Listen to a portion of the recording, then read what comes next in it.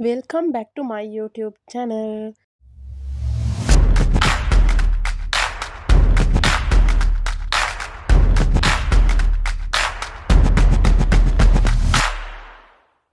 Hi යාළුවනේ ඔන්න අදත් මං ආවා සබාදා මේ අපූර්ව නිමවුමක් ගැන ඔයාලත් එක්ක කතා කරන්න.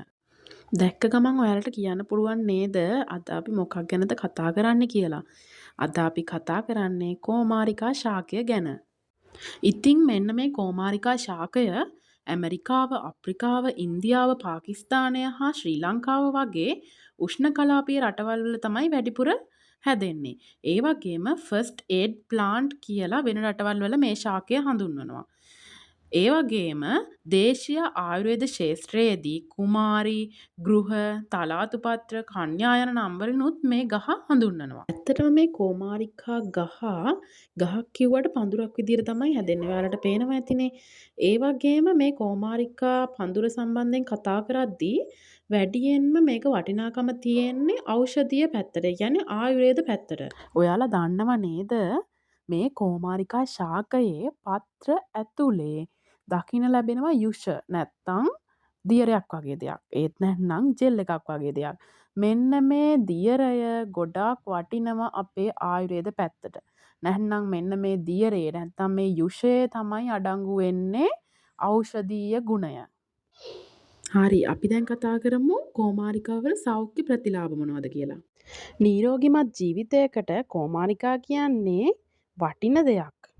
කෝමාරිකාවල සෞඛ්‍ය ප්‍රතිලාභ විදියට අපිට කියන්න පුළුවන් ආහාර දිරවීම පහසු කරවනවා, එතකොට ප්‍රතිශක්තිකරණ පද්ධතියට සහාය දක්වනවා, සමේ සෞඛ්‍ය ප්‍රවර්ධනය කරනවා, තුවාල සුව කරනවා, එතකොට දැවිල්ල අඩු කරනවා, හෘද සෞඛ්‍යයට සහාය වෙනවා, දියවැඩියාව කළමනාකරණය කරන්නත් උපකාරී වෙනවා.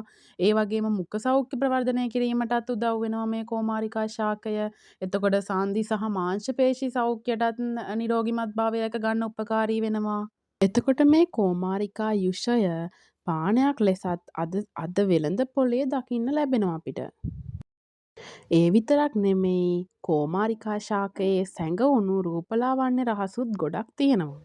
මේ කෝමාරිකා යුෂ අන්තර්ගතව නිෂ්පාදනය වුණු ගොඩක් රූපලාවන්‍ය නිෂ්පාදන අපේ වෙළඳ පොලේ දකින්න ලැබෙනවා. ඒ වගේම මේ කෝමාරිකා යුෂ නිකංම යුෂ අරගෙන මුහුණේ ආලේප කරත් එයත් ඉතාමත් හොඳයි අපේ රූපලාවන්‍ය රැකගන්න.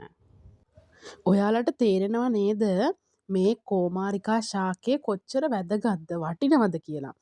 ඉතින් බලබල ඉන්න එපා ඔයත් අනිවාර්යෙන්ම කෝමාරිකා පැලයක් ඔයාගේ ගෙවත්තෙත් හිටව ගන්න. අද අපි ගොඩක් දේවල් කතා කරානේ මේ කෝමාරිකා ශාකය ගැන. එහෙනම් අදට මම සමුගන්නවා. මගේ මේ වීඩියෝ එකෙන් ඔයා අලුත් දෙයක් ගත්තනම් මේක වටිනවා කියලා හිතනවනම් තව තවත් අලුත් දේවල් ඕනි කියලා ඔයා හිතනවනම් අනිවාර්යෙන්ම ලයික් කරන්න, ෂෙයා කරන්න, කමෙන්ට් කරන්න, ඒ වගේම අමතක නොකර සබ්ස්ක්‍රයිබ් කරලා තියාගන්න.